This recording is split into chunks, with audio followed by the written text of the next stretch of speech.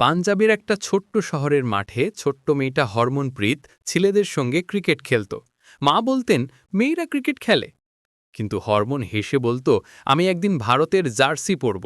School শেষে পুরনো bat হাতে নেট প্র্যাকটিস করত ঘন্টার পর ঘন্টা। গরম, ধুলো, ঠাট্টা সব সহ্য করে একটাই লক্ষ্য, দেশের জন্য খেলা। বছর কেটে গেল। একদিন সেই হরমনপ্রীত ভারতের হয়ে মাঠে নামল। অস্ট্রেলিয়ার বিপক্ষে ম্যাচে ১৭১ রানের ঝড় তুলল। বিশ্ব তাকিয়ে রইল।